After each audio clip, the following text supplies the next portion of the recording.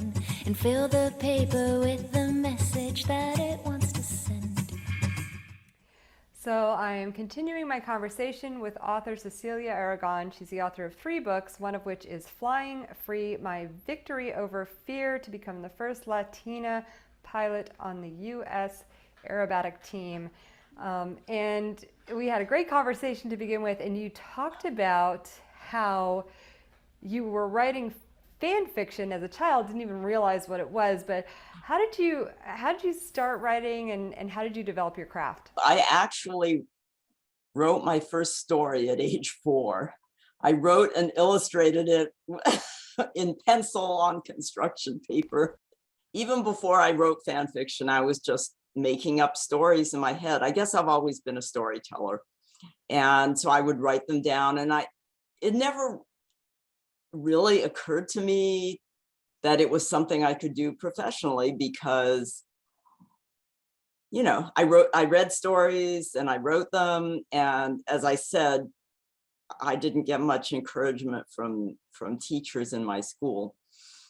And, you know, and even from my parents who loved me dearly, but they said they were more supporters of science, which was wonderful. I mean, I love science too. I mean, you can be good at more than one thing, you know.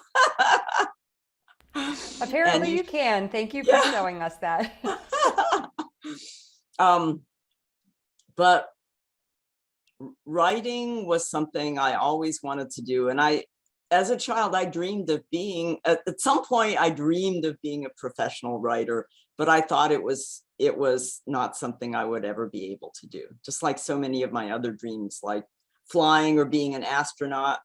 My teacher said, girls can't be astronauts. But then I actually did have one teacher who told me that my writing was spectacular. And he said that he thought I could be a professional writer as an adult. And just that one voice was enough to make me realize that's what I wanted to do. And so I started writing more seriously in high school, and you know, just continued writing stories for fun, but I started writing poetry and short stories and submitting them to contests. I also wrote essays, and I won a few contests. So despite the fact that I'm an immigrant's child and obviously didn't know English, the writing itself started showing what it could be done. The real secret is having the author be anonymous. That's what I've found is the key. Double-blind reviewing is really, really important for young people or anybody from an underrepresented group. Oh, that's so interesting and unfortunate. Yeah, and it's still, you know, it's still something that, yeah, I don't really want to get into that side of it, but the fact is that I think it's, you know, just spending a moment on own voices and discrimination in publishing. I think that's okay. like, let's All spend right. a minute there. Like, let's stay there for a second. I will spend a minute there. So I was actually speaking with a white woman who wrote a memoir, a really excellent memoir. And she told me that she, you know, her publisher loved her book, and she got in with a big publisher, and they spent millions of dollars on publicity, and her book was the lead title, and, you know, it deserved it. It was a really excellent book. And she said, but, you know, I found that memoirs by people of color don't get the attention that mine did. And, you know, and I thought that was true, you know, especially with some of the big publishers. But I want to say that my memoir actually did really well, despite being written by a woman of color. Because I did find champions of my book. So first of all, after being rejected by so many agents, I found my amazing agent who really believed in my story and who was certain that he could sell it. And sure enough, within 1 week, he sold it to 4 publishers. And actually then I was given a choice, which publisher I should go with. And I didn't choose the largest publishing house. I chose a medium-sized independent publisher, the Blackstone Publishing. They have 200 employees and they are wonderful. They believe in my story, despite the fact that I'm not white. And they have put in a lot of effort. They don't, of course, have the New York advantages to get it on Oprah.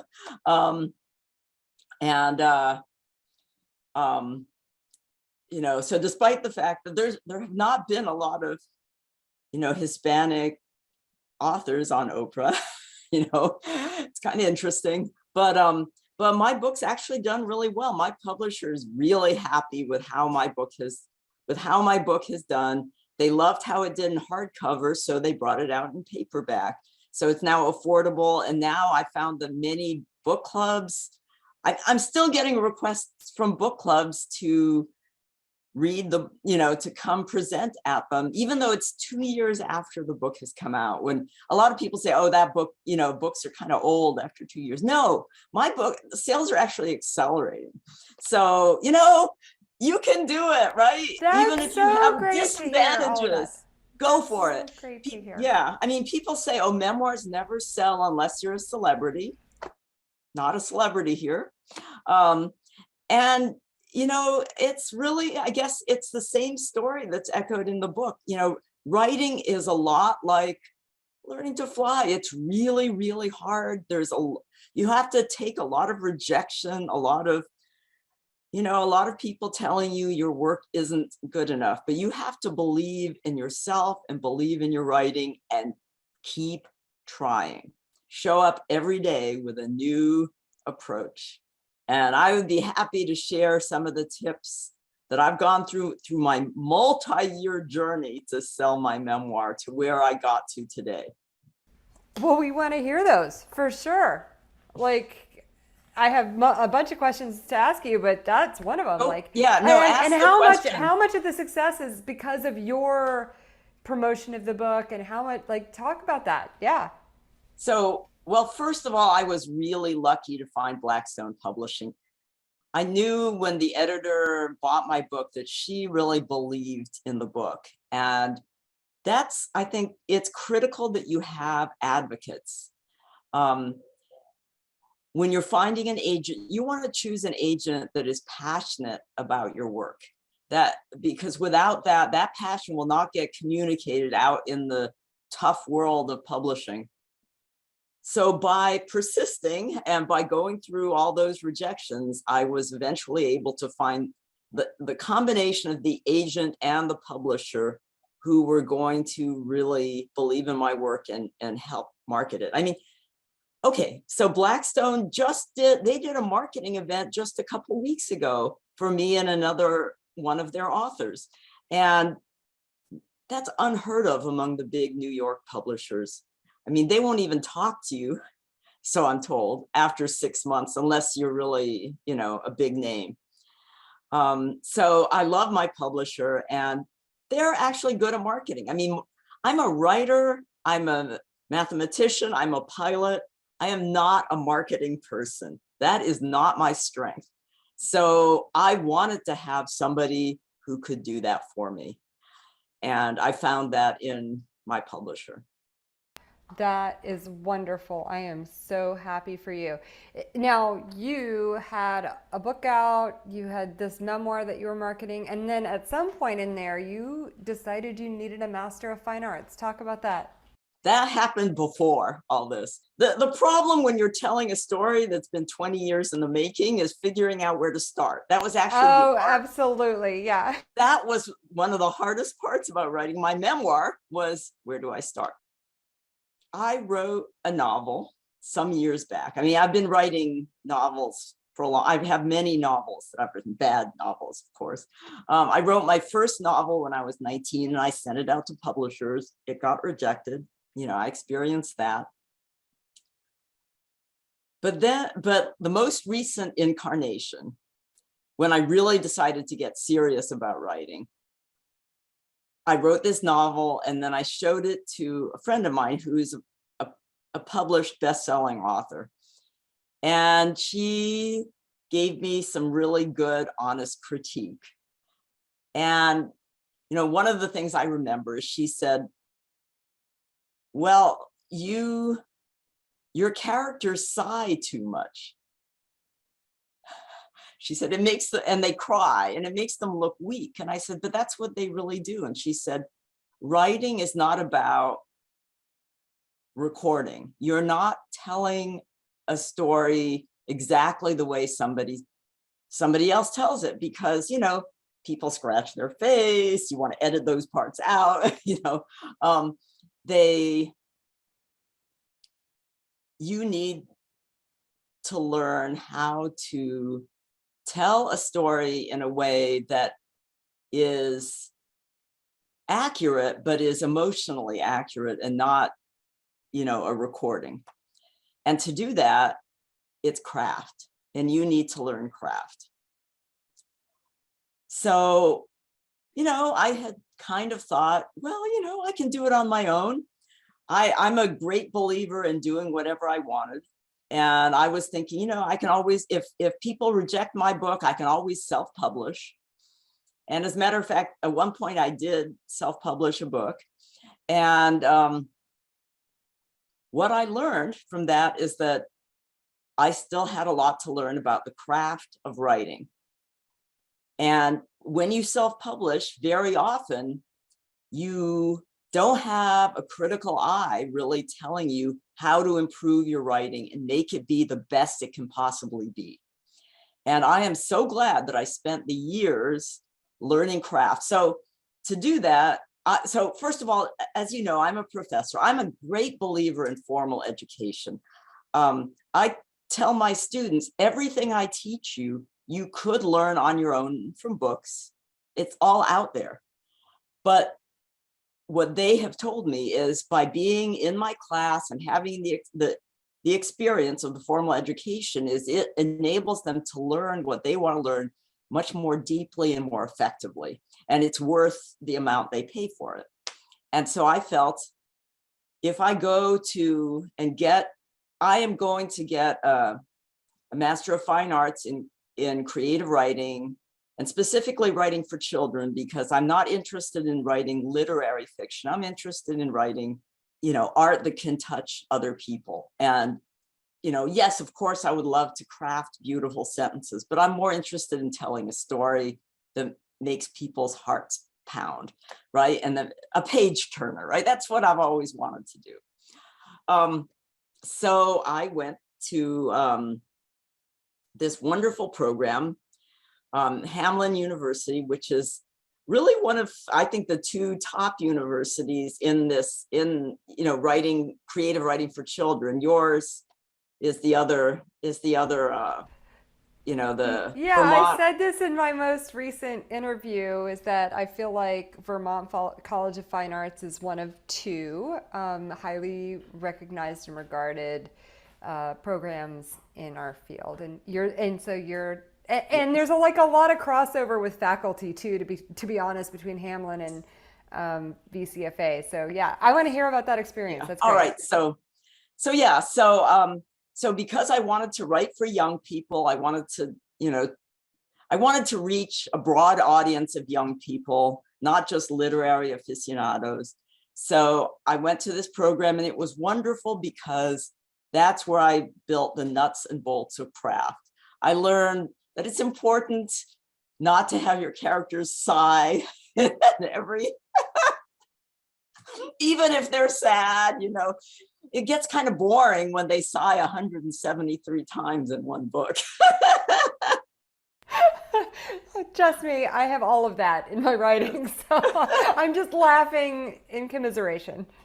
Yeah, and I've discovered that. So I've read self-published books that have wonderful stories to tell, but I think, wow, this author their story would have done even better if they had gone through a craft program, if they'd had a professional editor, really hone it to be, so much better. Because yes, I wrote my first draft of my memoir in 3 months, but it needed a lot of work, and it took years of polishing and editing and getting many people to work on it before it got into the form it is today that I'm really proud of.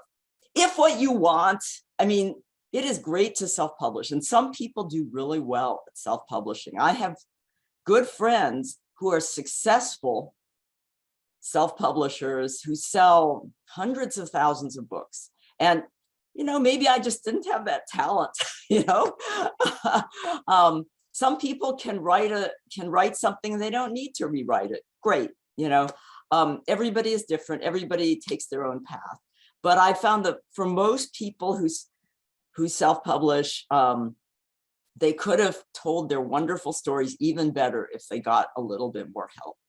And it's okay to get rejections. Rejections are a sign that you need to work harder. People can take whatever they want from it. Well, so for people who so we just talked about going for a master's of fine arts, which we both chose to do at whatever point we decided that we needed that kind of help. But what other resources would you recommend to an aspiring writer or working writer who hasn't been published yet? Well, first of all, read. You should read a lot of books in your genre. I'm really surprised sometimes by people who say, well, I want to write young adult fiction. And then I say, well, what are your favorite books? And they say, well, I don't really read young adult fiction. I'm like, well, why do you want to write it? Well, I have children. No. Oh my gosh. So I will 100% right now confess that was me. I always joke that I jumped from Dr. Seuss to Steinbeck as a child. But I had this idea for a book in my mind that was supposed to be for young readers. But I had not read anything in that canon. And so I was like, I'm going to need some structure because I don't have the discipline to do this or even to know where to look. So that was part of my reasoning. I need to go to a program where they tell me what to read because I don't even know where to start. I read picture books to my children, and then I read Arthurian legends to them when they get older, or Harry Potter books, but I don't know what else is out there. And so, you got to read in your genre. Absolutely. That's so important. And the other advice that I give people is so here is one of the wonderful benefits of going to a formal program. Hamlin also has this really heavy reading list, and we have to analyze the books so that we learn how to read as a writer. And you're not just reading as a reader, which is very different. I love it because I am hosting we are experimenting with critique groups in the Aviatrix writers group. And I have a group of writers who have never experienced critique group before. And I have forced upon them Francine Prose's Reading Like a Writer so that we can come to it with a common language. Yeah. Absolutely. Good for you. That is so necessary. If somebody won't do it, my question is, are they really serious as a writer? But yes, critique groups, that's the wonderful thing that I think I got from this formal program. But the people can develop on their own too. You don't need to go to a formal program if you can't afford it or if you are too busy. Find other serious authors in your community, in your genre, ideally, who are really serious about learning to write. Because what happens is you will grow together. It's sometimes a mistake. People say, well, I want to find, a famous author or somebody who will mentor me, right? But I'm a believer in distributed mentoring, because peers can mentor each other. And the great part about so I have all these writing friends now who started out where I was. We wanted to write. We desperately wanted to write. We had stories, we had written, but we were missing or lacking in the craft. And what's been cool is as we grew in our abilities, we kept up this critique group, and we all, It's like a rising tide lifts all boats. And, it's so much fun when other members of your group get an agent, finish a book, right? Get a book published. And that's what's happening now is all my friends who knew nothing at the beginning. I mean, it was many years ago. It takes years. It's not going to happen in a few months.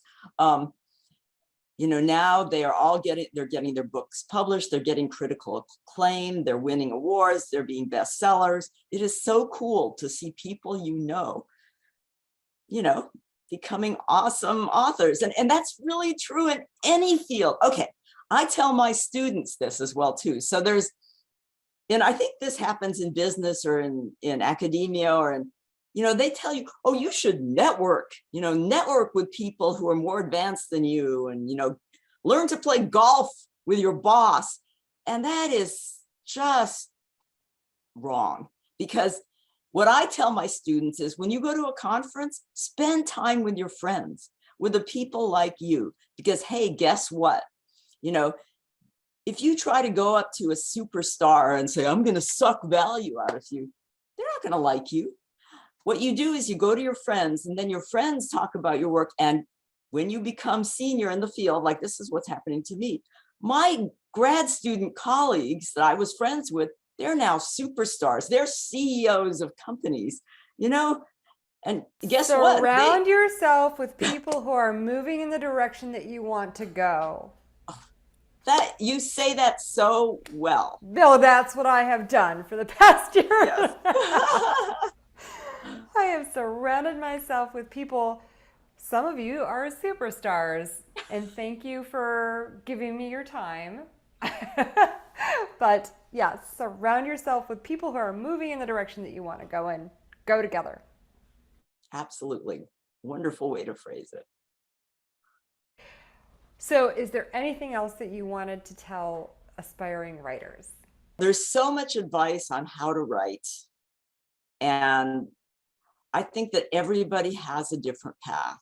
So I remember when I was a child, I was told, oh, you have to write. Writing is something that if you want to do it, it'll come out no matter what. And that's not true. There's a lot of luck.